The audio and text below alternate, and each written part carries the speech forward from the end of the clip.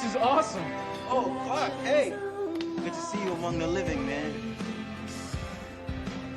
Check it out. It's the latest Talon mix. Thanks, Pete.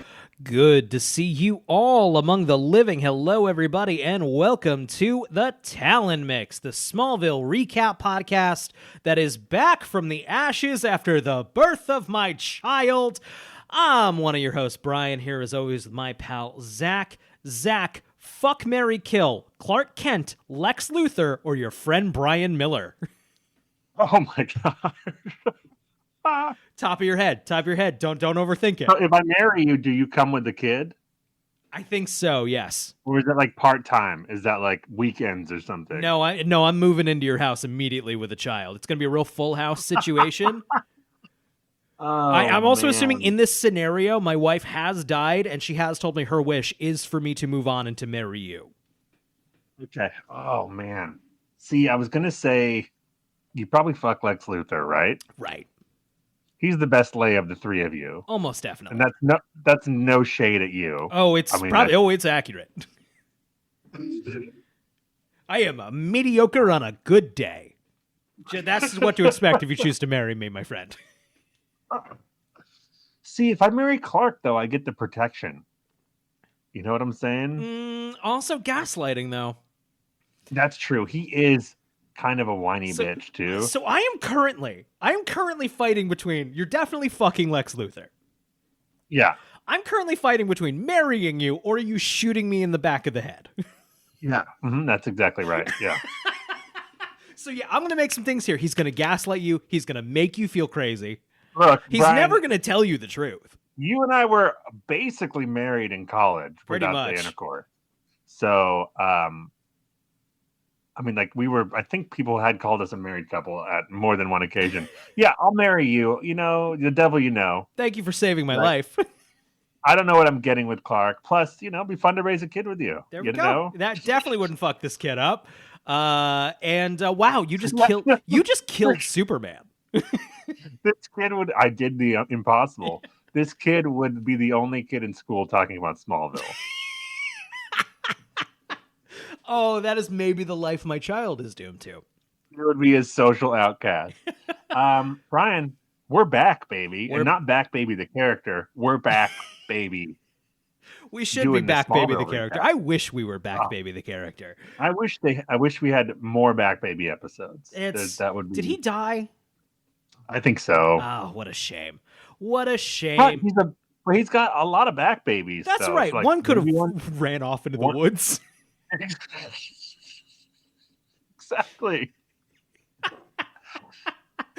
I have had a meteor rock shaped hole in my heart this whole time we've been not doing this podcast. Me as well. Obviously I of course mainly missed the excuse to talk to you every week, even though we text all the time. But I also, I watched the episode of Smallville today and I was like, oh, I missed watching this every week. Right, yeah. Yeah. It's a good show. Even if it's not the best episode. Yeah, this was a good one to dive back into, I thought. It was a good mix of there was some fun stuff here. I like this one. Not like this one. I like watching this one. This one leans into the teen drama of it all because there's only 2 Lex scenes. Yeah, right. And no Lionel. So no Lionel's a mark against. It is. But this is the first season where there have been some good non-Lionel episodes. That's true. That is true. Yeah. It's a lot to remember. It's been a little while, and my whole world's been rocked upside down. Ryan, I don't believe there's anything more important in your life than Smallville. There never will be. I'm saying that on mic, and I mean it. Priority number uno. Speaking of all of that, it's going to be ridiculous to say the words that the podcast might be a little chiller for a little while. That sounds because I know we're a super mega polished product up to this point. Currently, what I'm going for right now is we're just kind of doing this thing live to tape. We're recording it, we're putting it up. The sloppy ass product that we currently put up and like are quote unquote proud of, it should be embarrassed about, still takes like 2 to 3 hours. And I thought, we recorded four shows. Then I'm like, my whole life will get an order in that time, and then it'll be right back. Everything's a mess. You should start posting those season 1 episodes. There we go. So we're gonna, for a little while, just be recording these, having fun, and pretty much uploading them as is. I hope that's okay. I hope you stick around. Thank you if you do. Fuck you if you don't. The other order of business, Zach and I were just talking about this before we recorded. We're missing an episode. Somewhere in the chaos and confusion of a small human being ripped out of my wife, we lost 2 files of audio and are missing the episode before this. It is a lost episode of the Talon Mix. Put it on the pile of lost episodes of the Talon Mix. If I find it, I'll edit it up and get it up. But we're just moving on, moving forward. I don't think anybody cares. I mean, this is a 2-parter, and this is the second part. I will say barely, though. Barely, though. Yeah, it's not a 2-parter. It's not like a to be continued, but this is a 2-episode arc. It is the least convenient pair of episodes this season for this to have happened. Yeah, exactly. Yes. Mm-hmm. But it is what it is. Yeah. We can recap it. We can recap it for people from what we remember, which is, it was like a month. It was a while ago. It was 4 Superman movies ago. 4 Superman movies and 1 human being ago. Yeah. Shit. I need to get my daughter some Smallville merch, right? I don't even know if baby Smallville merch exists, but I have to. Oh, Brian, let me tell you something. There does, because I looked at it. Oh, shit. I was going to send you this thing. It was like a Lionel baby onesie. I found it one day, and then I was like, oh, I'll order that soon. This is before Christmas. I could not find it ever again. I looked like 6 times. It's the Bigfoot of baby wear. Yes. Yeah. But there are plenty of, you can put What the fuck does a Lionel Luthor baby onesie mean? Was it his face? I mean, it's just was it a picture of suit? John Glover on a onesie.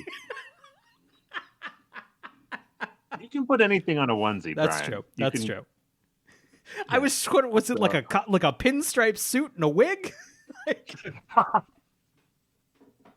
Just a flowing head of hair. I'm already very excited about baby Halloween costumes, so that's where my head is.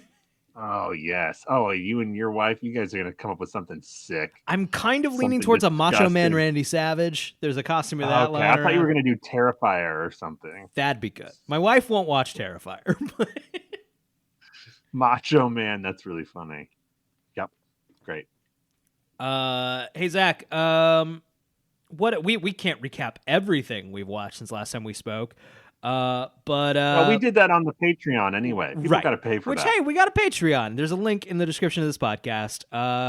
Come hang out with us there. Give us your money, or don't. It's fine. So I don't know. You got any highlights? 1 to 3 highlights? Well, the last few weeks I saw Creed 3. Which is fine. Yeah, that's kind of the fine. As good as Creed 2. I did not see Creed 2. I'm currently making my way through the Rockies. I'll get to it then. We'll talk more about Rocky on a different podcast coming soon. Okay, so I watched Babylon since we last spoke. I enjoyed it. I'd say I recommend it. I'm excited to see everyone. It. I liked Whiplash, and it feels weird to come in and like, I liked La La Land, but I liked La La Land. I'll one up you. I loved La La Land. Yeah, it's good. It's good. You own it? Yeah. Yeah. Wow. On Blu-ray. Wow, so you really liked it. I really liked it. My wife, I believe that came out. Sorry, La La Land. I believe no, go ahead. I believe came out around when my wife and I started dating. Perfect. And I saw it probably a little before, so I saw it with my mom, and my wife watched it on a plane, and she texted me that she tried to watch it and turned it off halfway through, and I did like note that. I wouldn't say like red flag, but like I noted it. I mean, that's not a plane movie. It's not a plane movie. You're right. No, not a plane movie. Throw on one of the Jurassic Worlds or something. That's what I did. Anyway, Babylon, it's like 3 hours. It's like being on coke for 3 hours, but in a good way. Oh, I love that. Yeah, I watched 13 Lives, which was the Ron Howard movie about the kids stuck in the cave in Thailand. I don't think I know that. It came out last year with Colin Farrell, Viggo Mortensen. I think this somehow completely went under my radar. Joel Egerton. Yeah, it was good. It was pretty tense. Scream 6. Saw Scream 6. You're a big Scream guy for anybody not familiar. The Scream franchise is my Fast and the Furious. No, I actually think they're much better than those movies. But I mean, you got the original at bare minimum. Certainly, you have. I think the first two are both 5-star movies, and then it's like I'm just having fun. This one's no exception. I had a lot of fun with it. The people who made it clearly appreciate these movies, and it's a lot of fun. Then I watched for the first time ever the John Wick trilogy. I had seen John Wick 1. Yeah. And I was not a fan when I saw it the first time. I liked it slightly more this time, but I enjoyed them. I enjoyed the second and third much more. When it just got more absurd and more like it got more like fantasy, right? This world where everyone's an assassin, right? That was fun. My John Wick story. I saw the first. I remember when the first one came out. I really liked it. That said, I will say I watched it on like a Sunday afternoon, and it was purely like, oh, I heard this was good, and I hit rent and like was very pleasantly surprised by it. So those expectations are maybe important to throw out there. Second one, I actually wasn't crazy about. But that one, I'll say I was half drunk and it was in the middle of the night and I threw it on. That said, my dad really, really liked both. Loved both. And my father's and my movie interests do not overlap at all. So typically, if we can get halfway there, I really latch on, right? And I'm going to go to Connecticut, see my parents. Whenever John Wick 3 is coming out, my dad's like, John Wick 3 is coming out. Would you want to go? And I'm like, yeah, let's do it. Great. And I'm really really latching on to that. My dad and I are going to go see John Wick 3. That's going to be fun. We'll bond over that. Me, an adult man, looking for ways to bond with my father. We'll make it a thing. It'll be fun. We go see John Wick 3. My dad comes out. It was just all fighting the whole time. That's what I'm so mad at him in the car. It was just like the other two fucking movies. It was the same movie as the other two fucking movies. He's not wrong, Brian. It's a lot of fighting. But you loved the other fuck. Yes, I agree. I agree with both of you. I think you are right to be. I think you are right to be outraged by it. But I would also say, I think in the third one, the fights do go on a little long. No, I'm with you. I couldn't admit that at the time because I was so just flabber fucked. Yeah, if you don't, the fighting. That's so funny. No story. Oh, I was so mad. I was so fucking mad. Before we move on to what you've seen, I just want to. This is the segment of the show called Brian and Zach complain about the length of a movie they haven't seen yet. Here we go, baby. John Wick 4, almost 3 hours long. That's a long fucking movie. Too long for a John Wick movie. I am sorry. I love good It is- choreography, but like you hit a point where like I get it. The emotional stakes here, I understand them. We can move on. Hold on, John Wick Chapter 4. Unless they're adding like more, 2 hours and 49 minutes. That's so long. That's so fucking long, man. That's just for that kind of movie, especially. Oh my gosh. No, right. Anyway. It's not like a complex character or anything. What do you have? What do you need 2 hours and 40 minutes for? What do you need for? I mean, The Batman, a movie you and I both liked quite a bit. 2 hours and about the same length. Could have been 25 minutes shorter, and I would have been fine. And not even like, ooh, you have to kind of like easy, chop. Like, Yeah, exactly. Just let me add it. Let me add it. give me a machete. I don't even need a scalpel. Give me a fucking machete. I'll make that movie shorter. Oh, so what have you been watching, Brian? Just on that like thought, some movies like, oh, you'd have to rework some stuff really seriously. Like, not the Yes, Batman. for sure. That said, I really like that movie, to be clear. Yeah.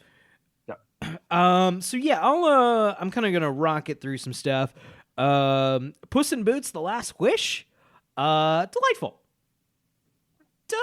The animation was gorgeous, really visually appealing, some really fun action set pieces, and some good jokes. Some people were like really falling head over heels for it. I was happy to watch it at home on Peacock. But it's good if you're into that kind of thing. Triangle of Sadness. This was the Palme d'Or winner this year. It was up for Best Picture.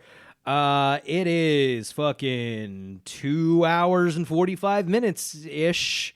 Maybe closer to 3.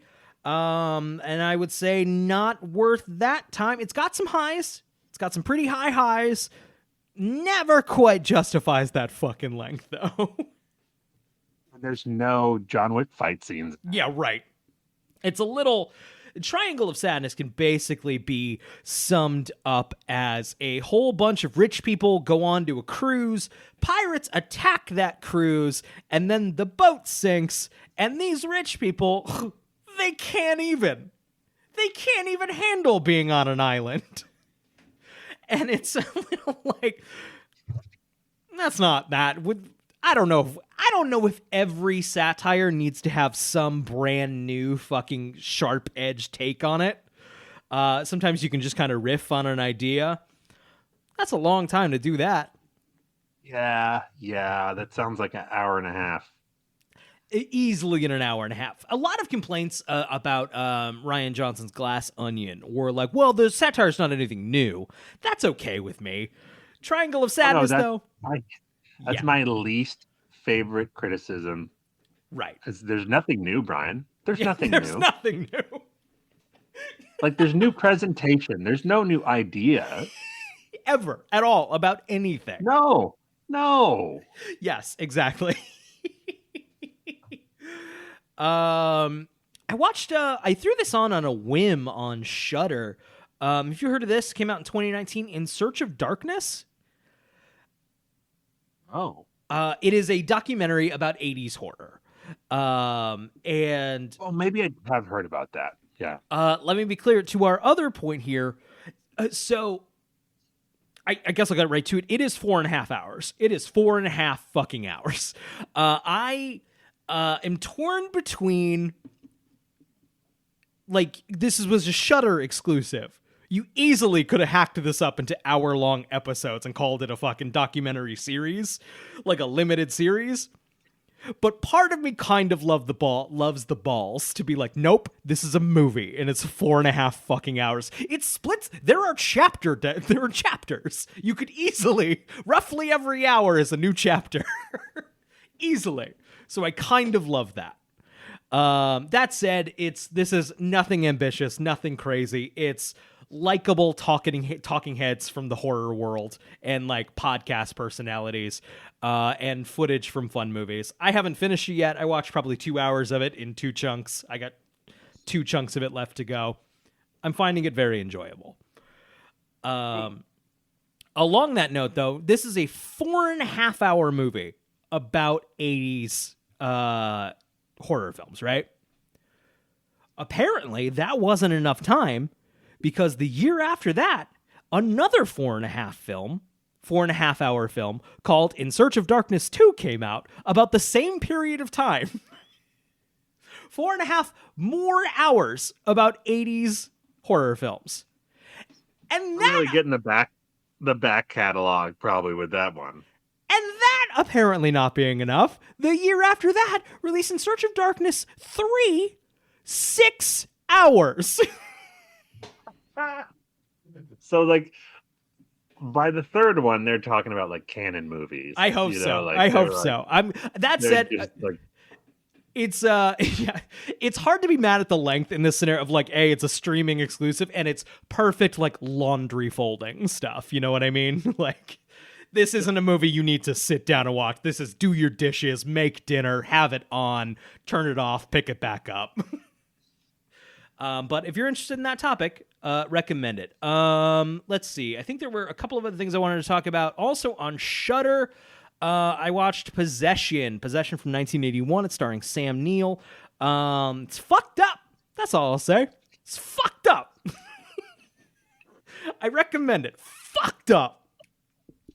I wish they still had video set like tapes so that like the cover of that movie could have like a review snippet by you that says "fucked up" with an exclamation point.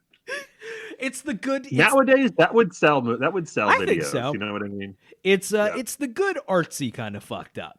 I think it's if you're into horror and you haven't watched it, I had not seen it before this. Worth watching. I downloaded a whole bunch of old episodes of TNT's Monster Vision, hosted by Joe Bob Briggs. I watched it when I was a kid. I found what I could on YouTube. I've now gone, and I've gone onto various BitTorrent websites, and there are huge collections of them. I've downloaded basically every episode that's been digitized, and I'm enjoying going through that. I watched Damnation Alley. Have you heard of this? I hadn't until I read your Letterboxd review. So, in 1977, 20th Century Fox had 2 science fiction adventure films on their slate. The one they were excited about, the one they were banking on, was called Damnation Alley. The other was Star Wars. And there's one we're still talking about, and then there's Damnation Alley. Big time stinker, not good, not worth seeking out on its own. That said, fun watch. I enjoyed it in the middle of the night while feeding my screaming daughter. It's not good. No, very bad. Even by the time my summation there also doesn't account for the fact that during production things were falling apart. It was more early ahead of time was when they were excited. Gotcha. Like that was the one they were going to bank on. I believe by the end, budget was even being siphoned from Damnation Alley to finish Star Wars. That said, it was fun in a TV cut kind of way. Yeah. The last thing I wanted to talk about, I watched a lot of other stuff, but we talked about this a little bit over text. I finally bit the bullet. I watched Clerks 3. Oh, yeah. Clerks 3. Oh, boy. So I, like a lot of young white suburban men in the 2000s, big Kevin Smith fan. Which we talked about it on the show before. I think there was something to, like, obviously, as a young white man, all movies were made for me. But there was something, too. He was making movies about guys who were, about other white men, who were talking about the same thing that I was talking about with my friends and swearing a lot, which was mostly girls and Star Wars, right? Like comic books, Star Wars. These things weren't dominating the world back then. Right. So you kind of took what you can get. And like that was, and I think Kevin Smith was also an element of like, I think he's a gateway filmmaker for a lot of people, especially for people who are interested in making movies or being involved in movies. Cause it's a little like, well, I could fucking do that because he wasn't very good, you know, like, well, shit. I could fucking line people up in a two-shot reverse shot. Like, Brian, he was mentioned along great filmmakers back in the 90s. I was trying to explain, and I think people did not enjoy my contribution to this conversation. My good friends, but it's Kevin Smith has a film in the Criterion Collection. It's Chasing Amy,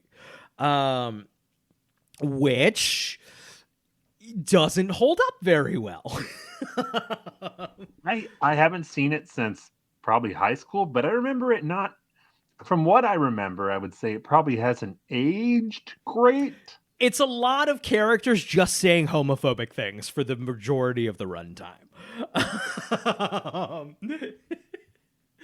It's I don't have a full. It's basically in my trying to explain that it is an important piece of 90s cinema. I think I stand by that. It is an important piece, important to the conversation when you're talking about 90s independent cinema. That, in the bar I was in, sounded a lot like I was defending Chasing Amy as a good movie, which I was not trying to do.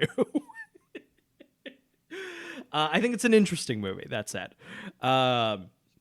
So I watched Clerks 3.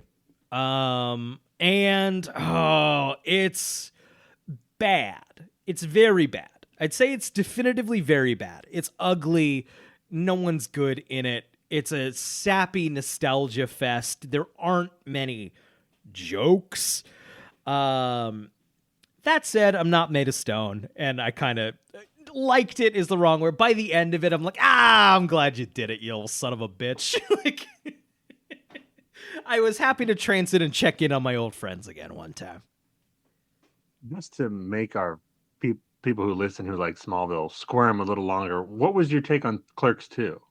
Liked it at the time. Liked it a lot at the time. Haven't seen it since then. That's the exact same thing that I had. Yeah. I was not nearly the Kevin Smith fan you were. Yeah.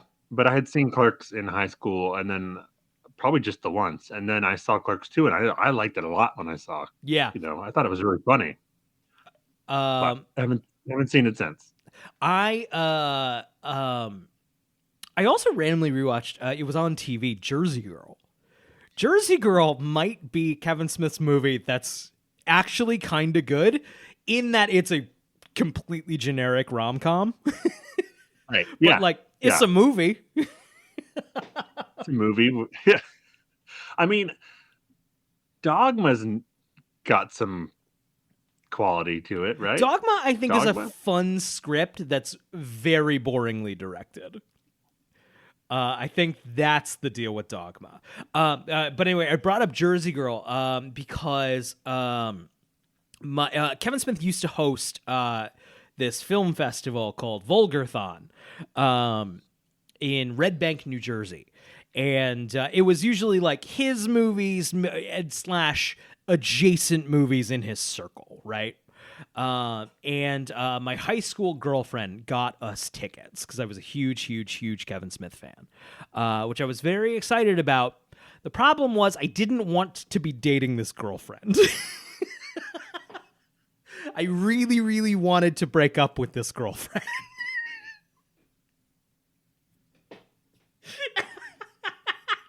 Zach's head is in his hands. So I do finally decide, because it's months away, eventually I can't do it. I have to break up with her. It's literally not worth it. And my intention is to, like, buy the tickets from her. That's my intention, right? You're laughing. I haven't even gotten to the worst fucking part yet. Like, that's the thing. Oh, no. That's the thing I'm going to do. What, you know, because we're going to, like, that high school fucking thing of, like, we're going to stay friends, which I didn't want to fucking do, but, like, what do you do when you're breaking someone's heart, you know? Like, to which she says to me, like, after I break up with her, like, we can still go to the thing. So me and this girl, like, dumped months ago to hop a train to Red Bank, New Jersey and go to this.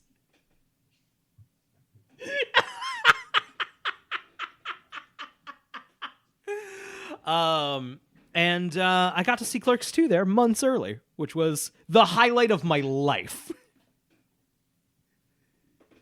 Yeah, I bet that was pretty exciting. Oh my God. It was the other moment there that was at the time incredibly exciting to me now is kind of nothing. But at one point, so I'm seated in the aisle, right?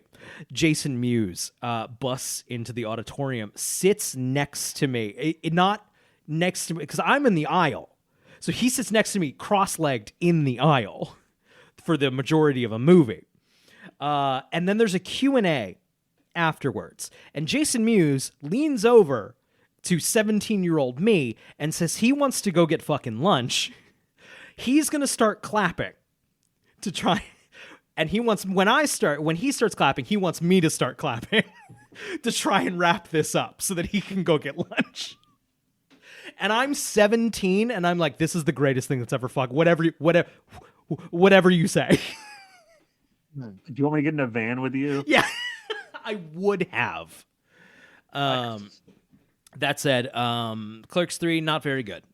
Not very good, but I think if you kind of know what you're getting into, it's hard to be mad at. I mean, if you saw the trailer, you know that it's not. Exactly that.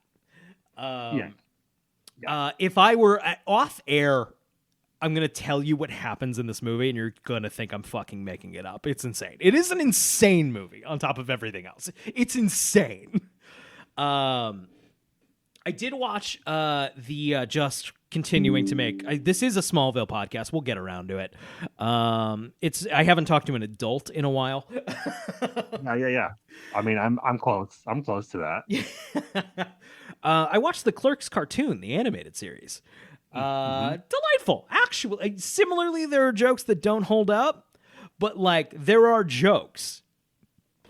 It's a 22-minute sitcom with jokes.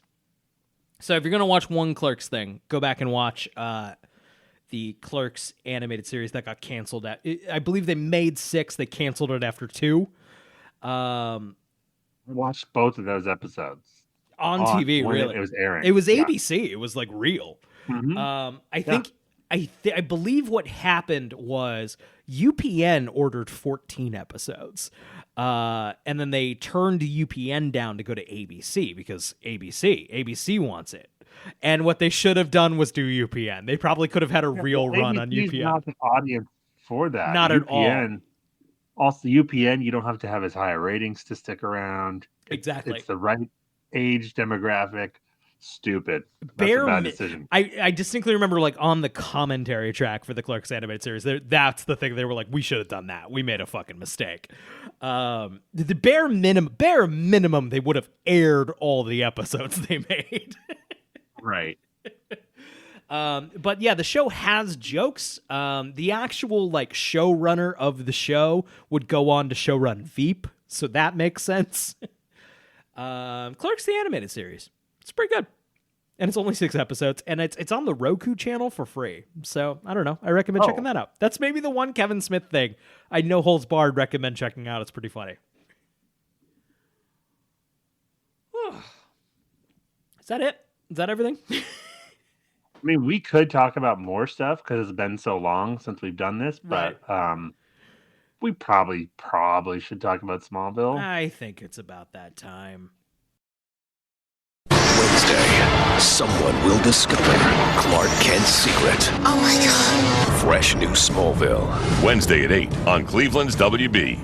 Okay, this week we watched Pariah. It is the 12th episode in the 4th season of Smallville, the 78th episode overall, and it aired February 2nd, 2005. Zach, this is the second part of a two-parter, like we said up top. A loose two-parter. Should we give like a basic overview of the contents of the lost episode?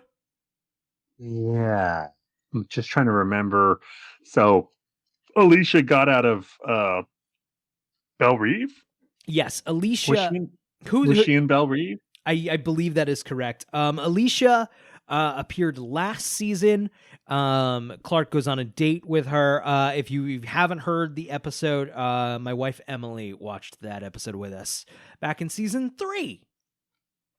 Alicia is the girl that both Brian and I were in love with in college. And still am. When we saw these episodes, she came back. She has great chemistry with Tom Welling. She had like a doctor who was creepy and obsessed with her. Right. And she read Kay's Clark. She read Kay's Clark. Fuck, there was some Red K in the lost episode. Red K Yeah, Brian. so Red K Brian must have deleted the episode. That must be what happened. Now you have to do a 2-minute recap as Red K Brian. That's it. Red K Brian owes us that. Red K Brian will follow those rules. I believe also Red K Brian came out extremely anti sex out of marriage, sex outside of marriage. Yeah. Oh, you got to find that episode. Yeah.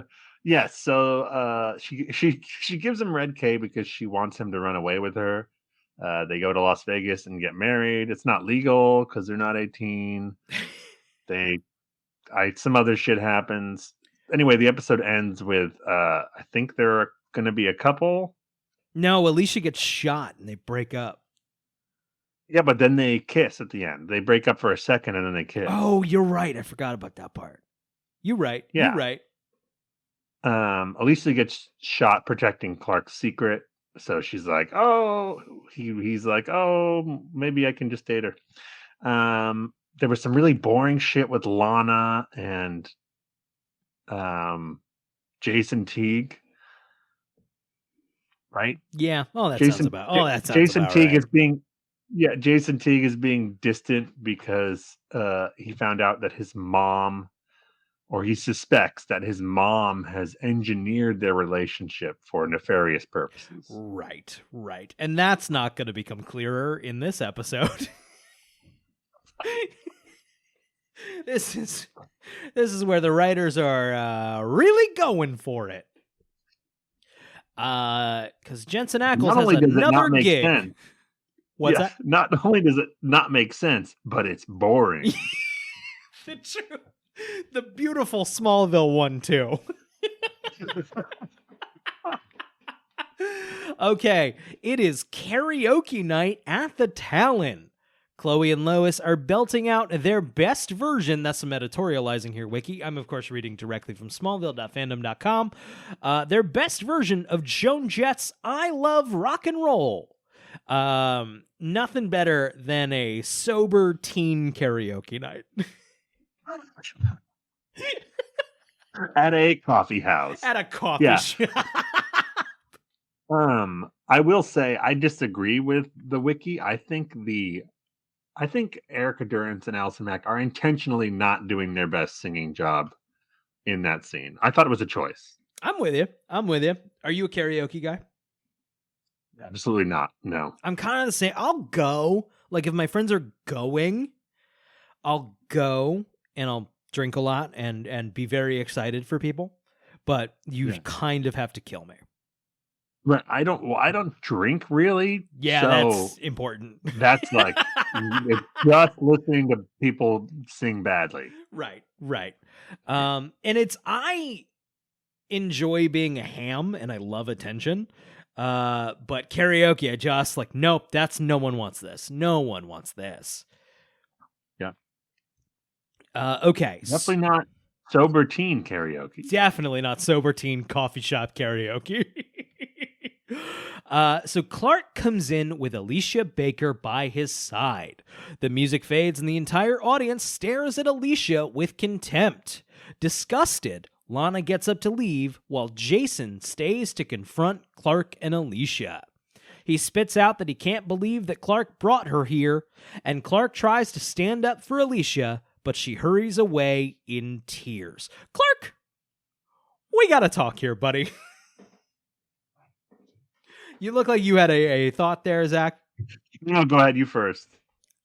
So, if anyone doesn't remember, Alicia, your girlfriend, Clark, did try to, like, kill Lana. Wasn't like... 1 year... Not 1 year ago. Wasn't, like, kind of mean to Lana. like straight up, was going to kill her dead. Yeah. Was going to put her in the fucking ground. Maybe you should have anticipated this. Right, and you can't be like, I didn't know Lana was going to be there. It's at her coffee shop that she runs. And lives. she literally lives there. She lives upstairs. You brought this woman to her home. Clark. It's like, don't get me wrong. Date who you're going to date. Vibe however you're going to vibe. You have to have known this was going to be an issue. Well, I'm just also, maybe I don't know what I'm talking about because I didn't have a girlfriend in high school, but I went out places in the hopes of getting a girlfriend. Mm-hmm. So once I had them, if I had the girlfriend, Yeah, I don't think I would be like, oh, let's go to karaoke. We have DVDs that we're not going to watch. We're going to make out in front of instead. Exactly. I did want to say I understand Lana being upset and those people, but the whole place goes silent when she walks in. Like, I was in high school. If the girl was that attractive, there would be people like, I'll be your friend. I'll be your fucking friend. I don't care who you tried to kill. It's fine. Oh, man. I've been a high school boy. I get it. Wow, I'm just saying. I'm not saying it's right. Later, I'm just saying how it was. it was how it was, man. Later that night, Lana is showering when an unknown presence glides through the keyhole of her door and tries to suffocate her with the shower curtain. Jason hears the commotion and breaks into the bathroom just in time to save her.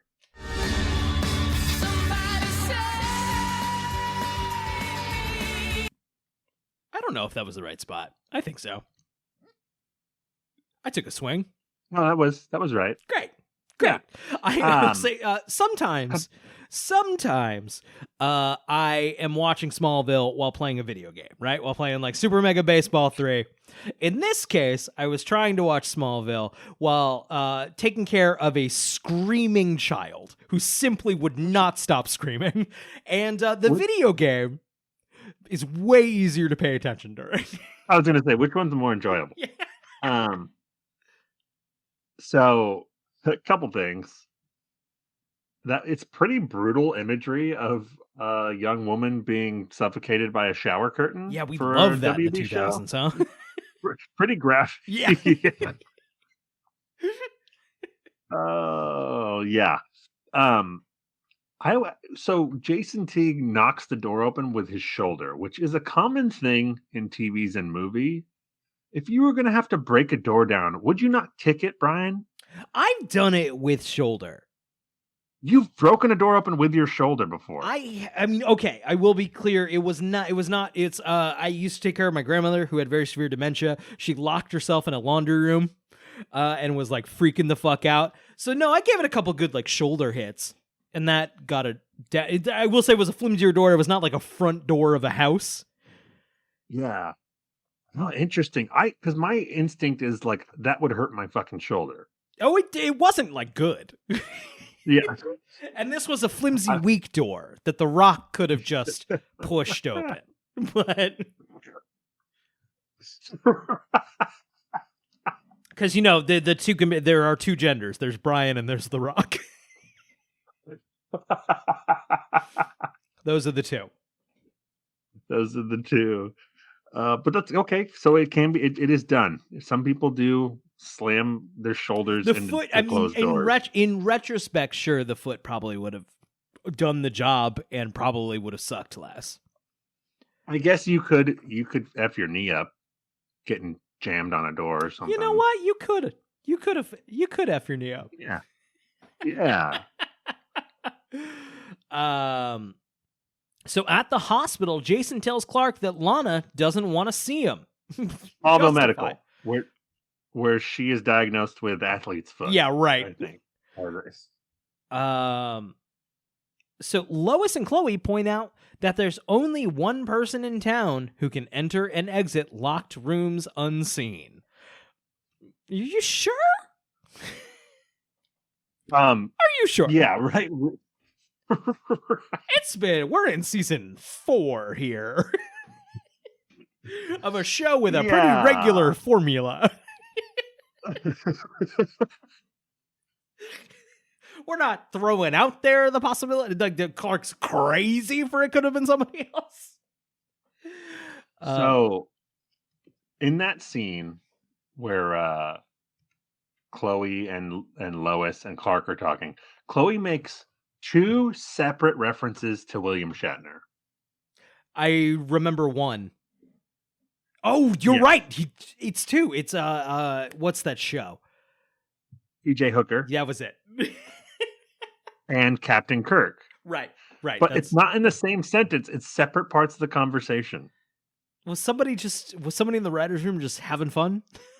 Yeah, I think so. They also made a reference to, they called her a bunny bailer, which I didn't know what that was, so I Googled it. They referred to Alicia as a bunny bailer. I also flagged that. I didn't look it up. You're smarter than me. It's basically I'll read you the definition because that's better than me. Bunny. Oh no, now it's not coming up. Bunny bailer. Is it bunny bailer? Maybe I'm not reading my own. Boiler. Bunny boiler. Yes. That's more of a word than bailer is. Bunny boiler. Is that in reference? Is that in reference to like Glenn Close? Well, it's a British English noun, slang, a person, especially a woman, who is considered to be emotionally unstable and likely to be dangerously vengeful. So that word is canceled. Yeah, that phrase. Well, is that in reference to what's the Michael Sheen, Glenn Close? Michael Douglas. Oh, is that her character? Okay. She boils the rabbit in the movie. Michael Douglas is having an affair and like with Glenn Close. Bunny boiler. And Glenn Close is crazy. Yeah. Mystery solved. Yeah. Gross. She boils a bunny. I've never seen that movie, obviously. I've never seen it. I just know that scene. Bunny boiler. All right. It's he comes into the kitchen and there's a pot. And it's his like daughter's pet rabbit boiling. That's not cool. That's not cool. It's in fact not cool in the movie. No one's like happy it happened. It's decidedly not cool. Yeah, Michael Douglas saying like yum. Does he say not cool when he sees it? He should, because if not, he's endorsing it. Okay, so Lois and Chloe are like, yo, it's Alicia. Clark objects, saying that Alicia is wearing her special lead bracelet to subdue her powers, and that he was with Alicia at the time of the attack, so she couldn't be responsible. I liked Lois here when Clark is talking about the lead bracelet, and Lois like, was she wearing a low-cut shirt when she told you that?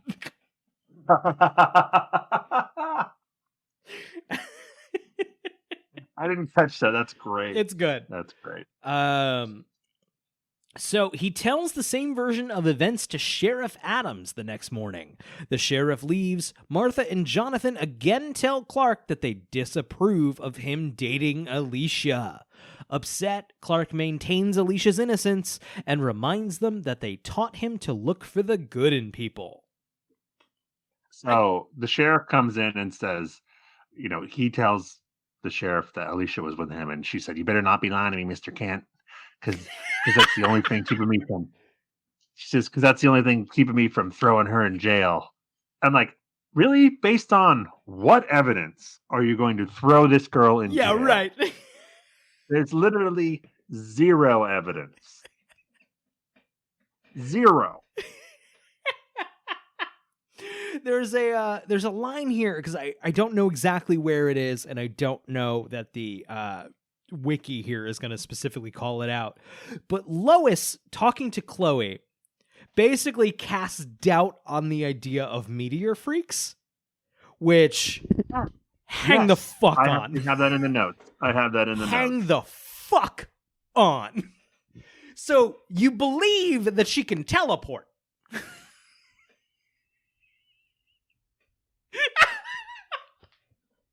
Yes. What the fuck? Because in the last episode that we lost, you and I discussed how we finally got an answer to, do people know about the meteor freak? Right. Because everyone knew that she could teleport. She was wearing that bracelet. So it was like, it seemed like finally they were saying, okay, now everyone knows. Right. No, Guess and Smallville's fucking like, not. hold on a second. We want to have our cake and we want to eat our cake at the same time. But you still know she can teleport. So, like, once someone can fucking teleport and we have the technology to make a lead bracelet that makes that not happen, everything's off the table. You can't be like, it's the meteors. I'm not going to be like, whoa, that's fucking crazy. Right. I truly don't understand. The writers want to be able to have characters be skeptical. Right. But they also want them to know that it's true when they want them to know that. I mean, this has been dicey for a long time. But it's really starting to chafe. Seriously. Okay, at school. Sorry. Hold on. In that scene where Clark is talking to his parents, Mama K, like dialed up to 11, says this line. I just don't understand. Why do you continue to see her knowing how we feel? Fuck off, Mama K. Fuck right off. Seriously. How did your dad feel about your husband? Right. You're so lucky you didn't have a real teenager and you had Clark Kent. Just so you know. I gotta say though, I'm on Team Mama Papa K. You should not be dating this girl. Right. You're on, obviously that's true. However, I don't think I'm not on the team of the way they're handling it. No, I agree. And like also obviously Clark, I think that's why the Alicia character is so good. I completely understand why Clark wants to date this girl. Yes. Pretty girl with equal. I think everybody here is kind of has ground to stand on, you know? Yes. Well, it's not that she's pretty. She is, but she's adorable. Yes. Like, she's very sweet and has good chemistry with him. Like, you get it. Which is, I gotta say, why I'm surprised this episode goes the way it does and ends the way it does. I'm surprised. Yeah. I will say though, like, Zach, I'm a parent now. I am a parent. I have a child, and wouldn't be stoked if she she dated an attempted murderer, meteor freak. Right, but would you feel a little better about it if she was invulnerable to almost everything? I suppose that would be different. Also, I just to give you a tip in case you were going to try the parenting tactic they use in this, if you tell your teenage kid that they can't do something under any circumstances, they're going to fucking do it. I'm pretty sure my child is going to take my wisdom seriously.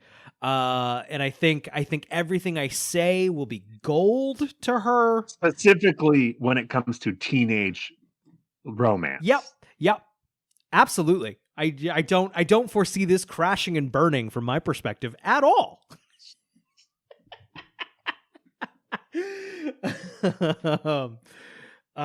Q 10, not 10.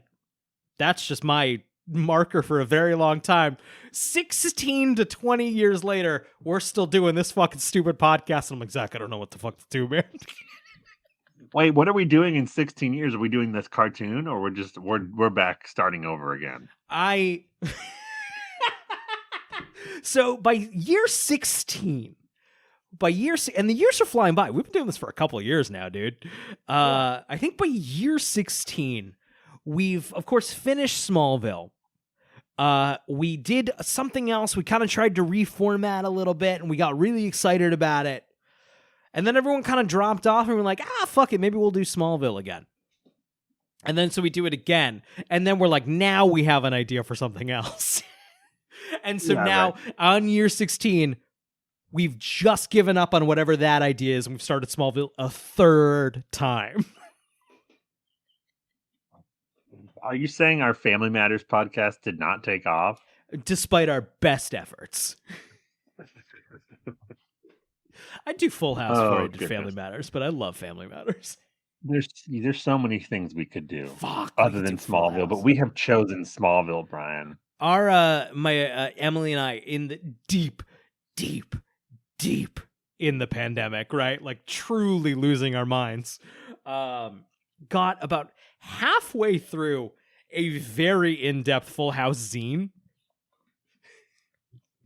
that we were going to distribute by mail. And it's, I don't think I've ever posted what we've made thus far, but it is deranged. Like some real deep pandemic media. I love it. I mean, I love it. We watched all of Full House over the pandemic, and we had a lot of thoughts about it that we compiled into a zine, and it's not finished, and it probably never will be. But the files on my computer are cursed. unless COVID-20, unless we do it again. Fingers crossed. COVID-20. Okay, so at school the next day, Clark asks Chloe to help him see if others in Smallville have abilities similar to Alicia. Their conversation is interrupted when another classmate, who happens to be a fucking full old-ass adult, Tim Westcott... I wrote in all caps, older than Whitney. This guy is ancient. Do they think if they throw a backpack on a senior citizen, we're just going to accept that they're fucking 18 years old? I understand the limitations Central fucking Casting in Vancouver were under, but like, we gotta you just sent us a fucking adult man. He makes Tom Welling look like a child. I'm no fucking spring chicken, but that guy looks older than I am. Oh yes, absolutely. Absolutely. And he might not with your goatee, you would pass for a more realistic high schooler than this guy.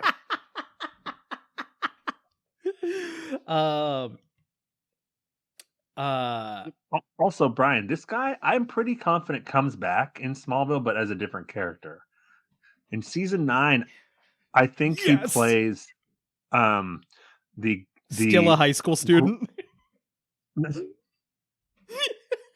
No, they lean into the adult. He plays the adult half of a Shazam-like character. It might even be Shazam, I don't know, but like a child who becomes a superhero and becomes an adult form. Oh, hell yeah. I can't wait for season 9.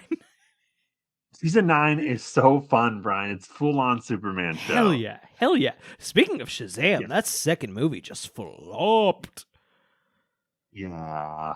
Well, they've already waved the white flag on that whole universe. I think that's part of it. I think superhero fatigue is part of it. It's just interesting of I didn't see the first movie, but it was generally well liked. I think it's got a 90% on Rotten Tomatoes, you know? Interesting. I saw it with some kids and they enjoyed it. It's a kids movie and it's a fine kids movie. Sure.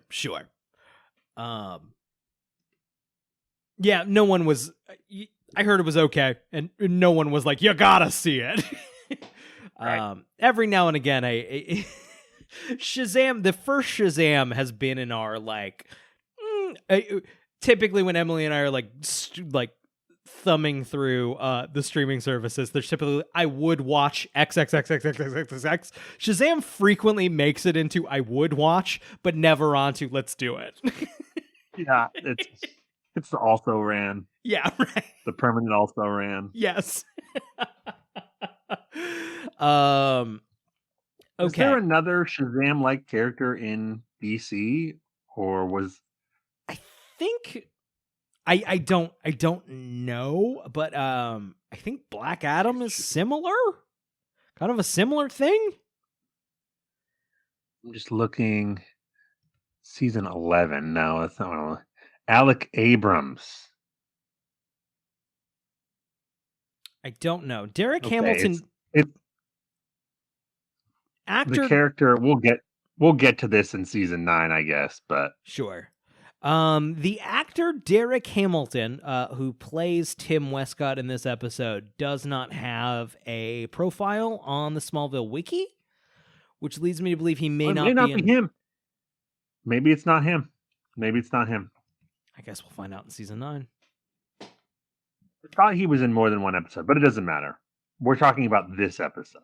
So Tim Westcott approaches Chloe with an article he has written for the Smallville Torch about the opening of a historical exhibition.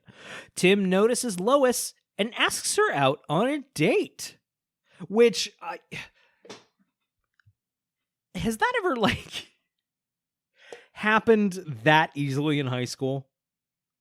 It was a lot. I feel like a lot of high school dating is hemming and hawing and maybe and oh God, do they like me?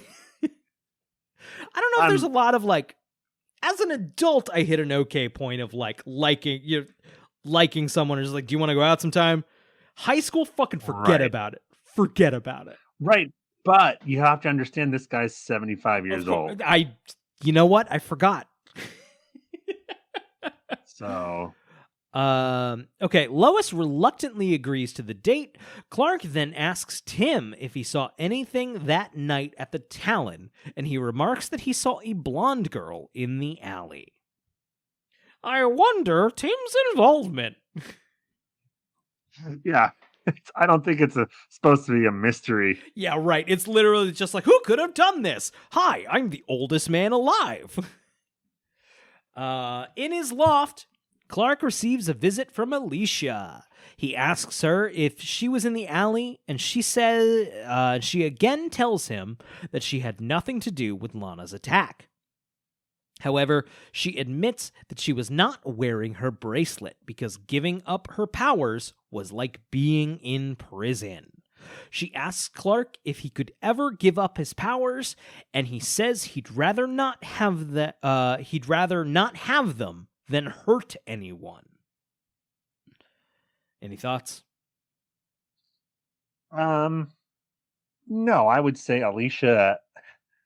I don't think you get to be that indignant about it literally 1 year ago you did try to kill this person. Alicia, I know in teenager time a year ago is forever, but it's not. It also, just literally happened. last week she was very remorseful and I know what I did wrong. It takes more than a week to for the public for things to heal. Just a little understanding. The guy whose dick you're touching isn't fully sold yet. It's gonna take everybody else a little time. Yeah. That night, Clark goes to the Talon to give his mom a ride home. Lana and Jason are there, but Jason is reluctant to go, even though he has homework. Clark and Martha convince Jason that they will watch over Lana. In his car... Don't worry. Yeah. Don't worry, Jason. My ex-boyfriend will stay here And with his me. mom. And his mom. Okay, in his car, about to leave, Jason is attacked from behind. A green scarf is pulled around his neck by an unknown assailant. He manages to hit the car horn until Clark comes out and saves him. At the hospital... Literally just comes up and breaks the window, and then the killer runs away. So he didn't do a whole lot. Not a lot of Supermaning there.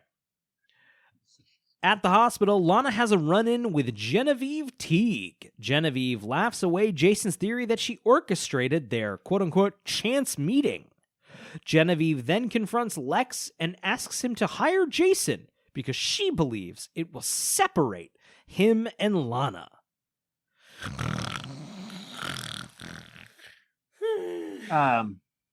They're trying to do a female Lana thing that it's just not. It's too separate from the stuff I care about. That's a very good way to articulate it. He does have one really smart line. She says that Jason should go get looked at by a real doctor. So she has been to Smallville Medical. She's seen what goes on there. They have a reputation. Clark asks Alicia why her scarf was in Jason's car, and she again maintains her innocence. She realizes that he now thinks she's guilty too, and states that if everybody knew about Clark's powers, he'd be a suspect too. Hey, she says, why? Because of my powers? Because I'm a freak? No, again, because you tried to murder someone 1 year ago. Just again. 1 year ago. This would be the case if you had powers or not. A junior year, you tried to kill someone, and now it's senior year, and the you gotta see this. You gotta see this though. And she's not a murderer. I'll give her that successfully, but she is a little cray-cray. Like she's done some questionable shit even since she's been, in this episode, she's not even fully there. No, she does some real sketchy stuff. Also, even in the last episode, she's still red caked. She red caked Clark. Yeah. Mm-hmm. Things aren't good. Also, this is a spoiler alert for what you're going to read in the next paragraph, but the whole ending of the last episode was she would rather die than reveal his secret. Let's just remember that. I also had that thought. Okay. Let's remember that. Clark urges Alicia to come to the sheriff with him and explain everything, but she says she won't go unless he reveals his powers too. Clark can't do it, and Alicia teleports away. Clark takes the scarf to Sheriff Nancy Adams, but she reveals that Alicia is no longer a suspect because she herself was in an interrogation room with Alicia at the time Jason was attacked. Alicia shows up at the Torch office where Chloe is working late. High schooler. Working late on a school newspaper. She has her own keys.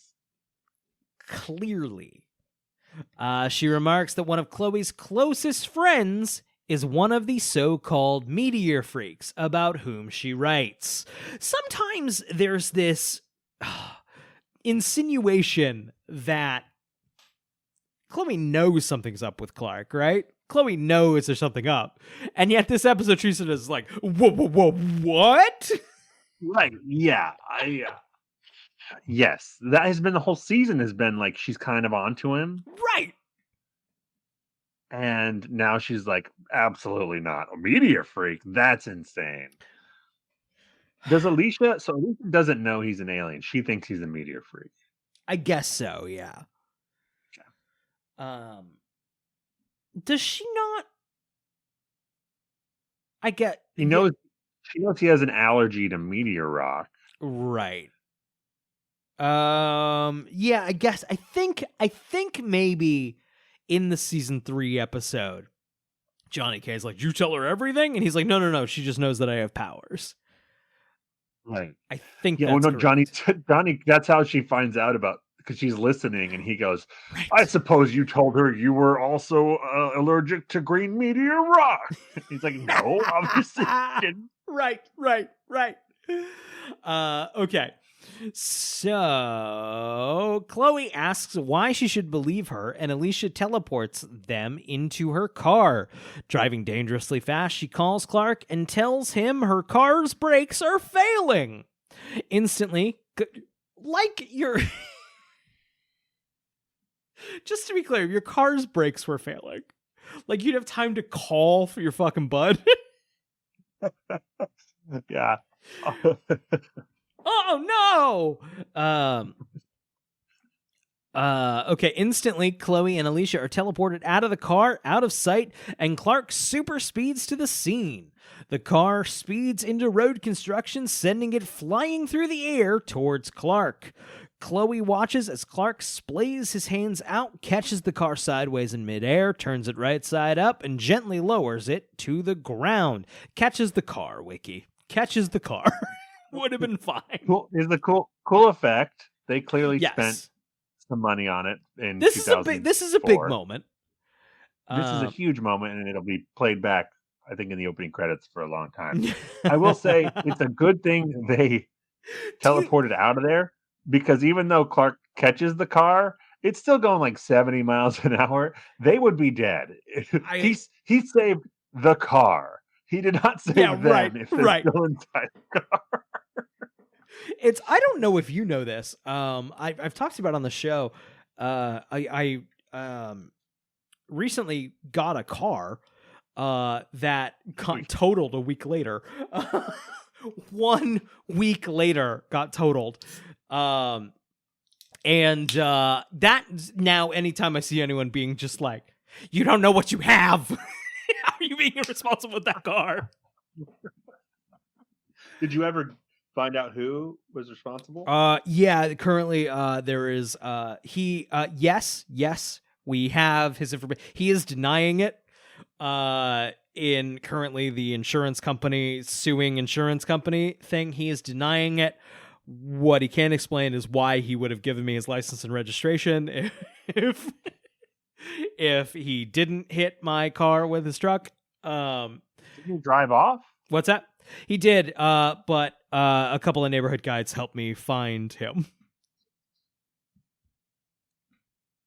It's a New whole York. mess. It's got to be on video. What's that? A bodega guy's got the video, but it's a whole pain in the ass to get it. It's gonna be fine, but yeah, that's a pain in the ass.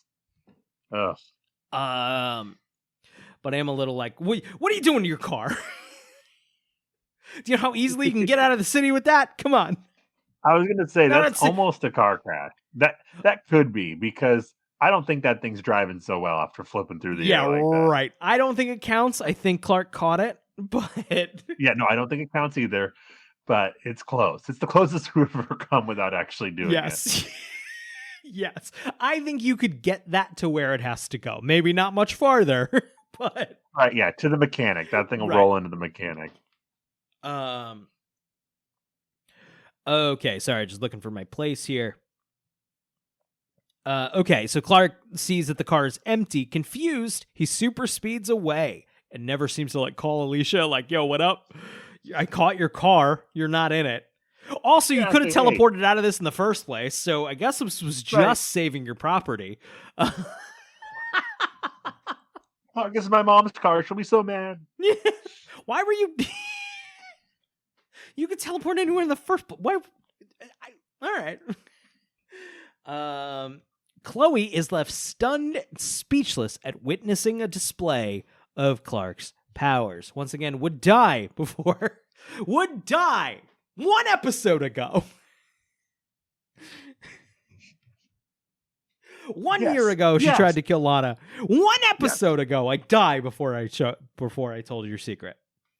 Or if you hurt my feelings and I want to prove a point, then I will reveal your secret. Just either one of those, I'll die or I'll reveal it. One of those two will happen.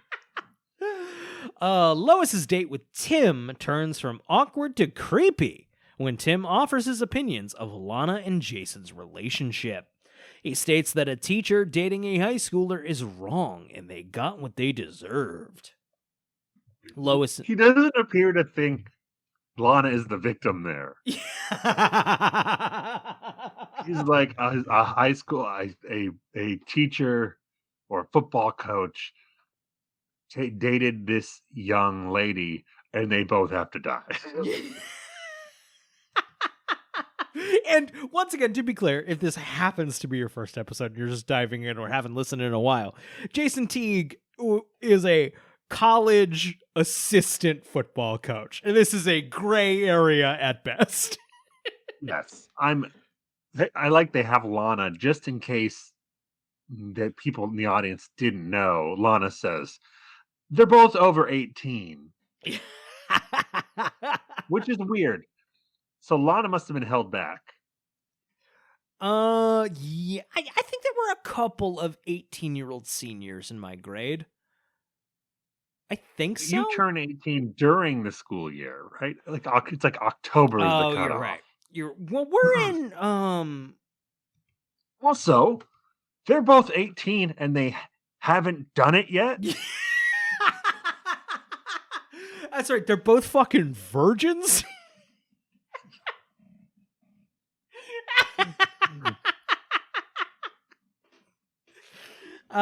I don't think I lost my virginity until I was like 21. Oh yeah, I was older. I'm just saying, but I didn't have a girlfriend that I traveled across the world with to her live own with, you know apartment. what I mean? Yeah, right. Yeah, right. Good point. Good that point. would not have, nothing would have gotten in my way if we were both 18. What about Catholic guilt? No, I don't think so.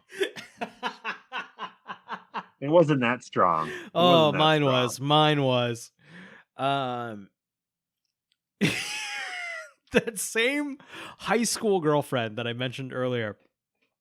My Catholic guilt, I was like, get off of me.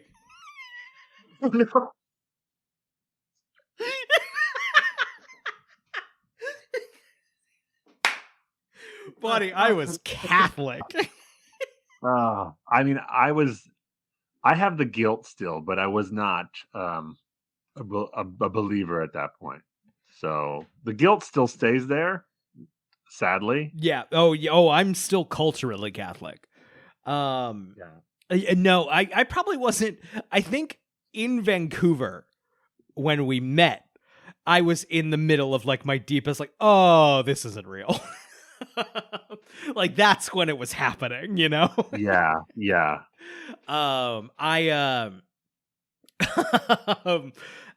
Years and years and years later, I was at my cousin Megan's wedding, and let's see, not a direct uncle, my aunt's sister's husband, who, you know, comes to all the family parties and stuff, were at the bar after the wedding. And this is a very Italian Catholic family, right? And he's, after many, many drinks, is like, yeah, I don't want my dad to know, but, and he's a 50-year-old man, I don't believe in God anymore. And he's telling me all of the, you know, atheist literature he's begun to read, and it's all the shit we were maybe picking up at 17. Bertrand Russell. It's the Dawkins stuff, the God delusion, like all the stuff of like, I'm 17 and this is real. And it's like, you know what? I good luck on your journey, my friend. Like, I love it. We all gotta start somewhere, you know. Yeah. It's I think maybe any other atheists out there can confirm. I feel like you start, especially when you grow up in a religious family or religious community, you start, and it's maybe a core part of your personality. And like, this is important to me.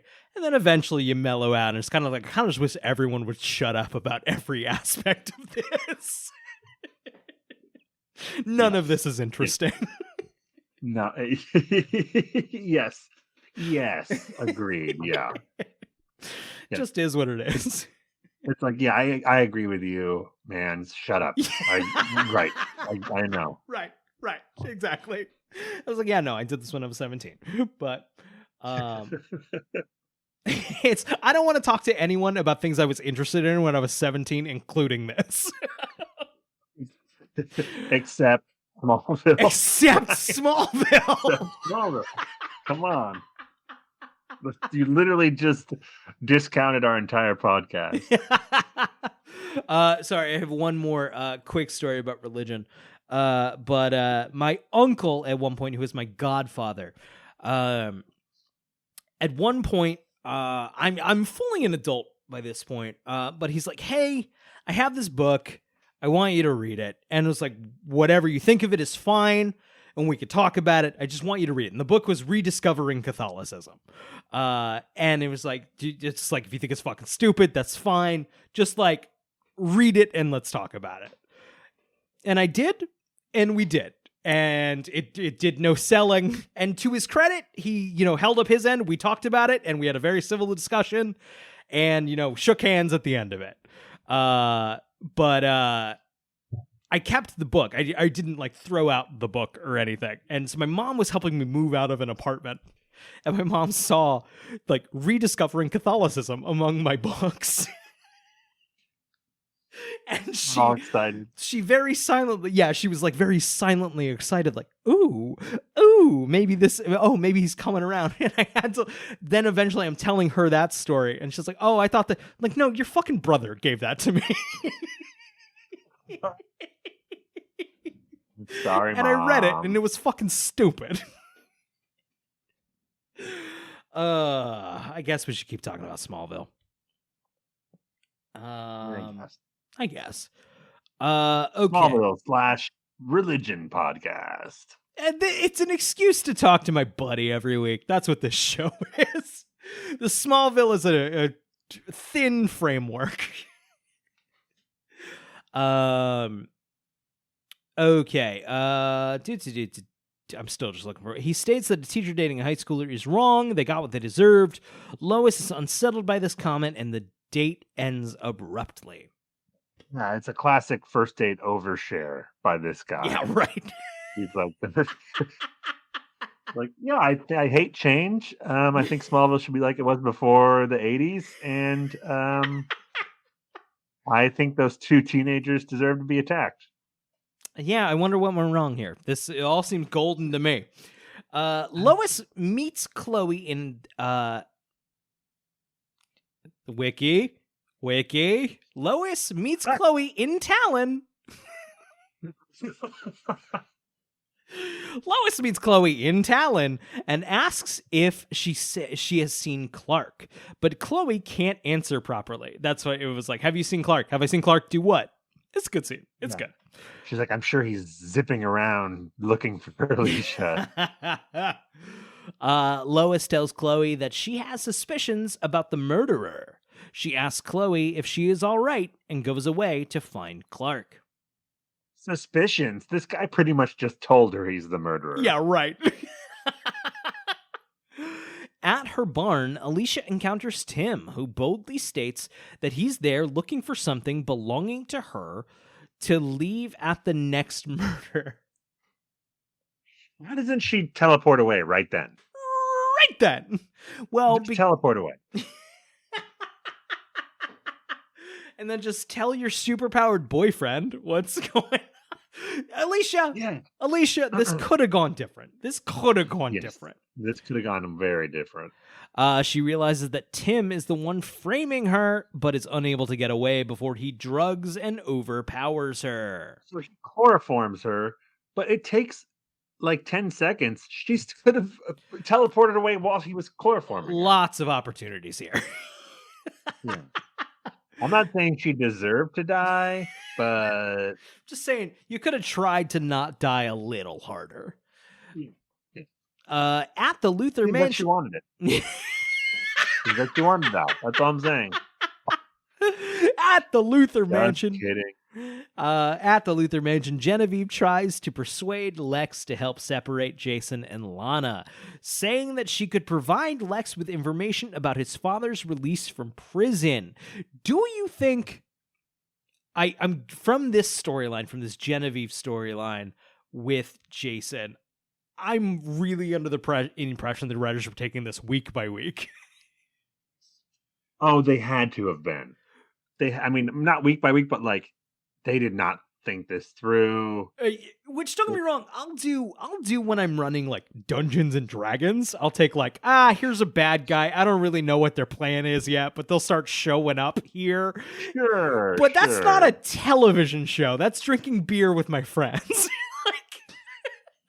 I mean, we're just back to this is 22 episodes a year. Right. You know, that just sometimes we just gotta keep the characters in idle.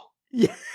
Move them a little bit each week. Right. Maybe we took a wrong turn. We got to go back. Right.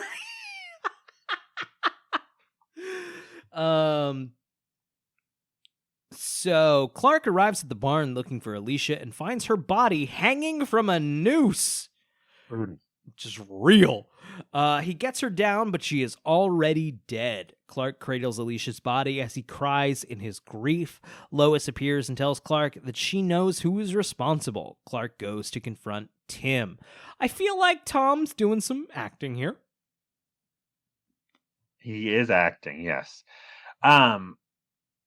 So he uses his heat vision to burn the rope down. Right. How does he explain that to the cops when they show up? Like, yeah, she was hanging and I wanted to get her down, so I got a lighter and I burnt the rope down because I figured that would be the quickest way to do it. I think if anyone has any questions, you go, a teenager is dead. Yes. Also, did they leave the scene of the crime? I think so. Yeah, great. I think because she's like, I think I know who did this, and they just bounce. Just gotta go. That's a good point. Clark finds Tim, and after an intense fight, defeats him by severely burning him with his heat vision. In a rage, Clark then attempts to strangle him. Lois shows up just in time, and her pleading causes Clark to break down and halt his attack. Jason meets Lex in his office and is surprised when Lex offers him a job paying $100,000 a year. Suspicious, Jason asks whether his mother put Lex up to it to end his relationship with Lana. Lex confirms this and suggests they work together against Genevieve. I just learned MSNBC, I believe, posted an article recently in New York City, the garbage city where I have called home for the past several years. $100,000 is the equivalent of $30,000. Oh my gosh. And it's like, yeah. You're feeling it. So when Lex is talking to Genevieve, she offers him if he helps break up these two 18-year-old, like, who fucking cares? Yeah. First of all, they're 18, let them fuck up. Okay, so if he helps her break up this relationship, she will give him the information as to how his dad got his conviction overturned. Is that not public record? Can you have a secret overturning of a conviction? Great point. I wasn't even thinking. This episode moved so fast, I wasn't even thinking about that. So a billionaire went to prison. Mm-hmm. It was in the news. Mm-hmm. He went to prison for murder. They let him out of prison, and no one knows why.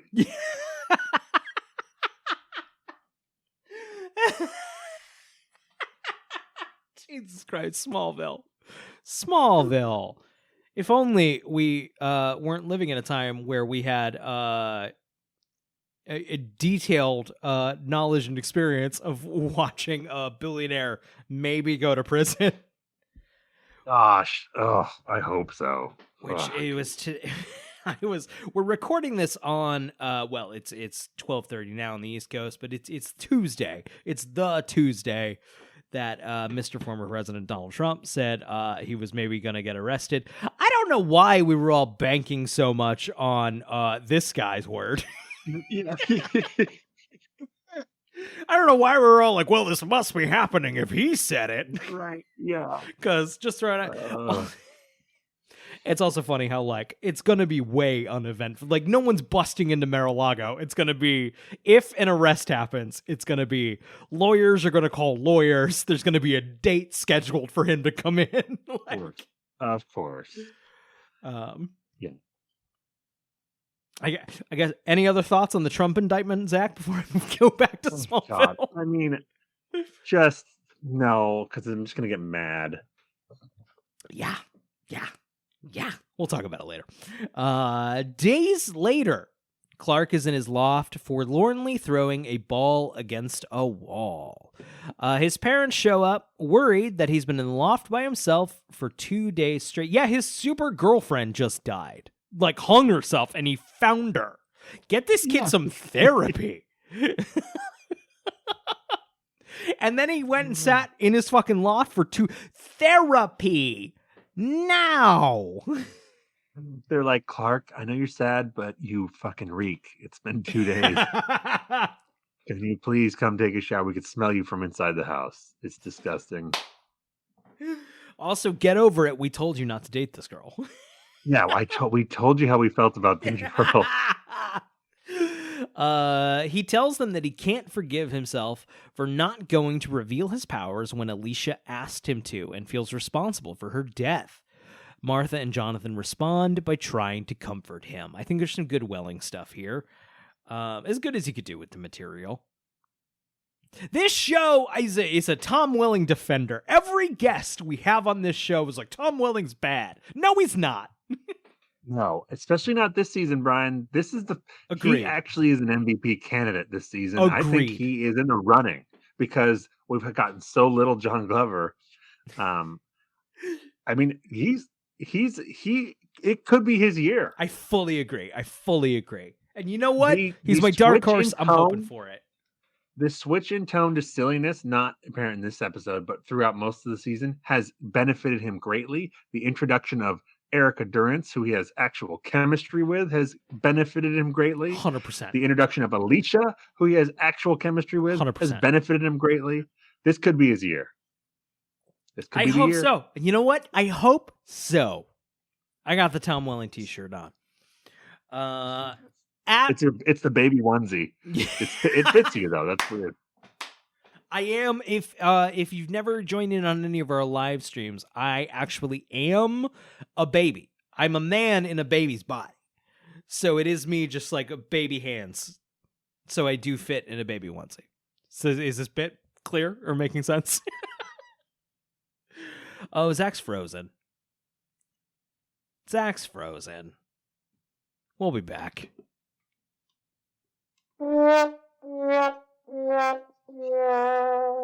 That's what we do now. We play the sad trombone when there's a technical difficulty, and we just come back. Zach, you were frozen, but now you're back. In the middle of our back baby bit. Were you? I didn't even hear a back baby bit. No, I was saying you are a back baby who emerged from a normal sized Brian's body. Yeah, shit. That's a bit that we should just carry on. You know what's great about a bit is when you say that that's the bit you're just going to keep doing. Yes, it's great. It's just awful. Let's just end then. And another bit gets shot in the back of the head and just left in the graveyard. Can someone compile a list of just Talon Mix bits that are dead? At the Torch office, Lois shows up and Chloe asks if she should tell a friend that she knows a secret the friend hasn't told her yet. Lois offers that if no one's being hurt by the secret, she should wait for the friend to tell her. Do you agree with that advice, Zach? I don't know. I mean, I think it would depend on what the secret is. I think this one, I would probably tell him pretty quick. You I'd think be like, so? Yo, remember all the times I was like, hey, what's up? And you were like, nothing? Well, now I know. Something's up. So thanks for gaslighting me. Yeah, wow, for asshole. the past 4 years. Right? Chloe begins to take down the articles about Clark that are posted on the Wall of Weird. Chloe meets Clark at Alicia's grave. God, I love teen dramas. And how you can just show up at, like, can you meet anybody without, like, 6 texts, like, chaining, like, of, like, hey, I'm going to be here around this time. I'm going to be, like, 15 minutes late. Like, blah, blah, blah, blah, blah, blah. Teen dramas, you can just be like, I'll just pop by the cemetery. I bet Clark's there. She called, and Mama K was like, oh, yeah, he went to go sit by a grave for 3 hours. So you probably have time. Just head over there. You'll catch him. Chloe meets Clark by Alicia's grave. She drops subtle hints that she understands his situation, but Clark is not ready to open up. It is a lot of like, it must have been hard for her to not be understood and to be different.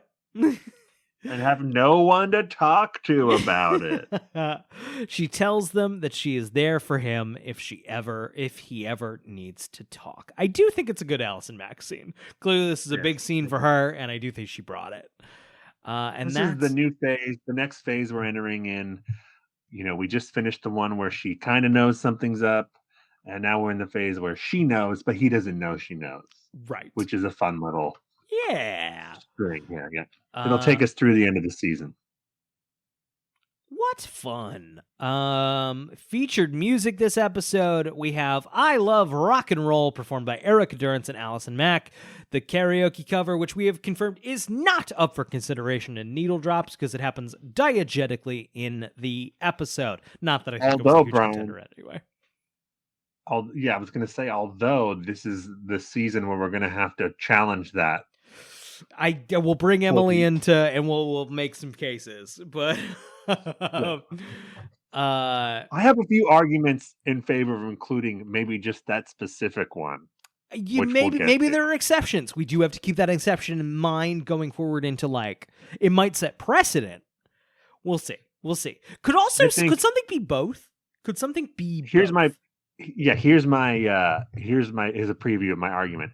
If the song in question has previously been a needle drop, we're gonna have maybe if it comes back diegetically, that can count as a needle drop. So it's a loophole. It's a loophole that we have to. I think what we have to do, because I think we agree. I can't like pretend that like I'm gonna make a case against it because I think we agree. So ultimately, Emily set the arbitration before. I think we both just have to present our argument to Emily. And see if she grants us this clearance. I do feel like there must be a way to overturn a ruling. There has to be. If we don't agree with her ruling. I think I agreed with it when it happened. No, yeah, we both said it was all. I'm saying it shouldn't be just you and me deciding to overturn it. There should be more people involved. You're right. In overturning it. You're right. Maybe if you're on the Discord and wants to take part, maybe we'll have a whole Congress on. Yeah, we have to wait so they can see the moment in question. Right. Yeah. Okay, the other featured music of the episode is To Die For by Dan Zwieben and Deeper Water by Minnie Driver. I assume the Minnie Driver. Yeah, there's only one. There can be only one. There can be only Minnie Driver. One. No Lionel Luther this episode. I'm cold reading here from notes. When this episode is aired in the UK and Australia, the shot of Alicia hanging from the noose was cut, presumably because it was deemed inappropriate. This episode has some deleted scenes on the season 4 DVDs. Clark and Alicia are on their way home from the Talon. She is apprehensive, but he is trying to assure her that the evening will be fun. And Jason confronts Alicia about Lana's attack. Interesting. That does make me feel better that Alicia wasn't just like, this'll be fine. Real bonehead move, Clark. Yeah. Real bonehead move. Tim Westcott's sand ability is very similar to that of Flint Marko, also known as the Sandman, a well-known Spider-Man villain. You're right, Wiki. Not similar, it's the same. Yeah.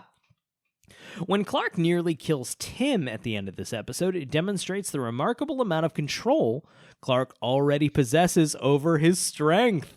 While Clark is in the process of strangling him, despite being nearly insane with rage, he doesn't break his neck or pull off his head or do any of the things that his immense strength would allow him to do with ease. Instead, Clark simply grabs him by the neck and compresses. Taking into account Clark's previous displays of strength, this scene means that, despite appearances, Clark isn't actually very rough on Tim by his own estimation. In fact, treating Tim very gently, given his vast power. Thank you, Wiki. That is the stretch of the episode. That took that person so much time to write. It's so long. It was such a mouthful. Erica Durance is not credited in this episode. Doesn't seem right. She doesn't get she's not in the credits yet, and she appears to not get a special guest star. Weird. As long as she Really got paid, weird. I guess it doesn't matter that much, but the union might have some notes about that. Here's potentially another stretch. Zach, what do you think about this? Clark catching the car alludes to the cover of Action Comics #1, Superman's first appearance. No, because he doesn't hold it above his head. Yeah, right? Superman and Lois has a literal, allusion to it. You see Superman catch the car, and it's like, he's being Superman. Which, oh man, by the way, I didn't talk about it what we were watching. Superman and Lois came back, and season 3 premiere is a mess. Oh no. I'm not ready to write it all off yet, because Superman or Smallville has plenty of season premieres that are messy with good seasons. They had to do some backpedaling, some forward pedaling. Mess. Oh, the good old network TV premiere. That said, it says something that I still like it. Even if an episode wasn't good, I'm still I'm glad I spent an hour here. I like seeing these characters. Oh. That's what a TV show should be. It's not all about the plot, gang. Don't get too over-focused on plot. Sometimes it can just be I like these actors. I like them in these characters. Oh, no. Oh, Zach, there are so many. I gave the Stretch Award so early. So early. There are so many nominees, my dude. When Clark cries over Alicia's body, he does it in a way reminiscent of the way Superman cries over Kara's body in Crisis on Infinite Earths, and when he cries over Lois's body in Superman the movie. No, that's the winner. There's only so many ways you can cry over someone's body. I think that might just be Just the one way. That is, I gave Stretch too early. That is the stretch of the episode. That's the stretch. Stretch. Let's see here. Just continuity section. Nothing interesting. Spoilers. Nothing interesting. Illusions. Lois and the name of Alicia Baker came up more than once in a Bunny Boiler kind of way. The Bunny Boiler comment is an allusion to Glenn Close's character in the film Fatal Attraction. Close plays a woman who boils the pet rabbit of her ex-lover's daughter to death as a revenge. This is the third reference to the film in the show. Lineage and Obsession are the other episodes. Chloe says that Jason pulled a TJ Hooker. Chloe says that Alicia can transport easier than James T. Kirk. Let's see. Lois says it sounds like something off of the Sci-Fi Channel. That's a thing. The show Krypton will play on Sci-Fi.